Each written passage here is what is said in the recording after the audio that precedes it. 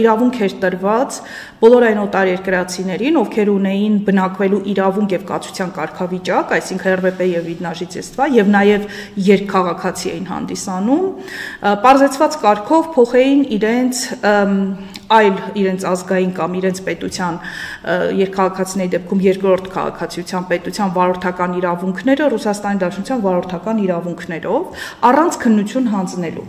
Ապրիլի 1-ից այլևս այդ կարգը չի գործելու եւ անկախ նրանից ունեն կացության կարգավիճակ, ունեն բնակության իրավունք, հանդիսանում են երկքաղաքացի,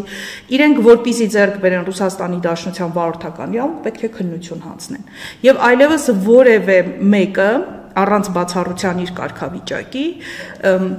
չի կարող վարորդ աշխատել, չունենալով Ռուսաստանի Դաշնության վարորդական իրավունք։ Դա տուգանքի ենթակա է, դա խախտում է համարվում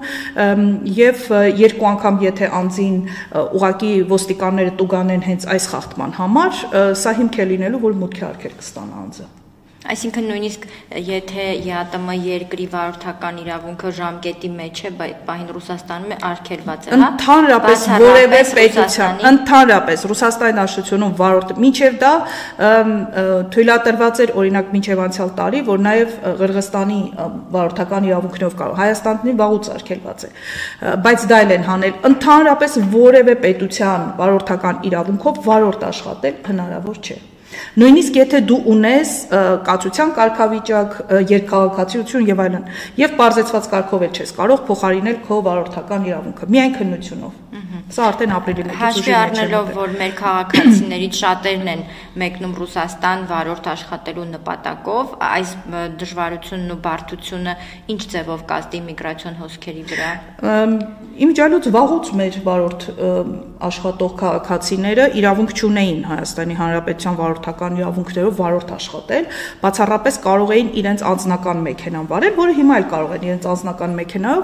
գնալ Ռուսաստանի Դաշնություն, վերադառնալ, եթե մեքենան իրենց անձնական է, իրենց անձնական կարիքների համար է օգտագործում։ Սա վերաբերում է նրանց, ովքեր պետք է աշխատեն վարորդ, ուղևորափոխադրում, բեռնափոխադրում պետք է իրականացնեն։ Այն նրանք Հայաստանի Հանրապետության քաղաքացիները վաղուց այդ իրավունքը չունեն, ճիշտ է իրենք ինչ-ինչ ճանապարհներով դեռևս խուսափում էին ձեռք բերել ռուսական վարորդական իրավունքներ, բայց հաշվի առնելով, որ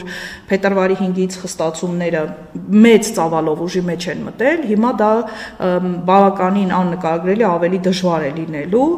եւ Ռուսաստանի, որովհետեւ օրենքը շատ հստակ ասում է, եթե անձը չունի Ռուսաստանի Դաշնության կողմից տրամադրված վարորդական իրավունք, նա իրավունք չունի որպես վարորդ աշխատի վերջ։ Այսինքն եթե այսպիսի խախտման համար բռնեն, դա հիմք է արտաքսման։ Ուղղակի պետք է սրա մասին տեղյակ լինել։ Իսկ ձեր դիտարկումները ինչ են